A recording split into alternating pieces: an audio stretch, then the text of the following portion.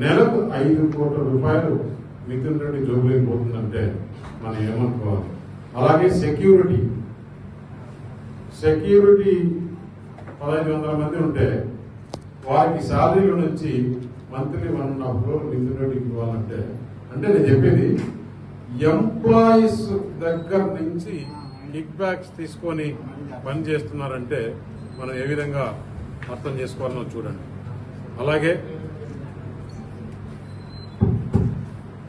Liquor ఏ విధంగా policy చేశారు, వారి దగ్గర నుంచి డిస్టరీస్ ఏ విధంగా లాక్కున్నారు, మైనింగ్ కార్పొరేషన్ లో ఏ విధంగా చేశారు, వీళ్ళందరూ కూడా డిప్యుటేషన్ పైన వచ్చిన అధికారులు ఎవరెవరు? వాసుదేవరెడ్డి,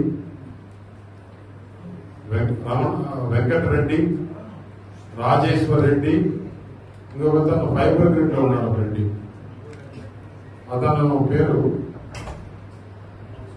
మధుసూదన్ రెడ్డి. ఒక దాదాపు ఐపీఎస్ లో అయితే ఒక 10 మంది మన రాష్ట్రంలో లేనట్లు వీళ్ళందరినీ తీసుకొని వచ్చి విచ్చల విడిగా లా అండ్ ఆర్డర్ కానీ అలాగే ఈ దోచుకునే దానికి అన్ని కార్పొరేషన్లకు వీళ్ళంతా అక్కడ క్లర్క్ కూడా పనిచేయదు. ఐఆర్టీఎస్ ఇండియన్ రైల్వే అకౌంట్ ఐఆర్టీఏఎస్ అక్కడ అకౌంట్ సెక్షన్ లో ఉండేవాళ్ళు ఈ మైనింగ్ డిపార్ట్మెంట్ లో వెంకటరెడ్డి కానీ ఈ వాసుదేవ్ రెడ్డి ఏపీ లిక్కర్లు కానీ వీళ్ళు చూస్తే అసలు అక్కడ వచ్చారు మళ్ళీ దోచుకొని వెళ్ళిపోదాంలే అన్నారు. వీళ్ళందరినీ ఎంక్వైరీ చేసి ఇంకొకతను కేవీవి సత్యనారాయణ ఫైనాన్స్ లో ఉన్నాడు.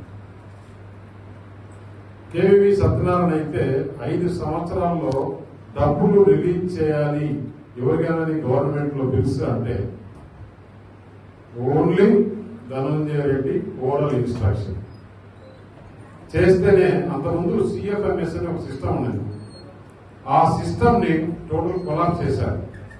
అంటే పూర్వం రాజు ఏది తలుచుకుంటే అది చేసేవాడు, సేమ్ సిస్టమ్ తెచ్చారు. సిఎఫ్ఎంఎస్ అంటే బిల్స్ ఎవరెవరైతే పెడతారో వాళ్ళన్నీ ఆన్లైన్ అయిపోతాయి.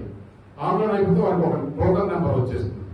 ఆ టోకన్ సీరియల్ గా రిలీజ్ చేయాలి. ఒక్క రోజు కూడా 5 సంవత్సరాల్లో ఆ సిస్టమ్ ఫాలో కాకుండా నిన్న 12వ తారీఖు కౌంటింగ్ అయితే 11వ తారీఖున మా ప్రభుత్వం ఏం వస్తుంది అనుకున్నారో లేకపోతే రాదనుకుంటున్నారో ఏం తెలియదు, కానీ వారికి కావాల్సిన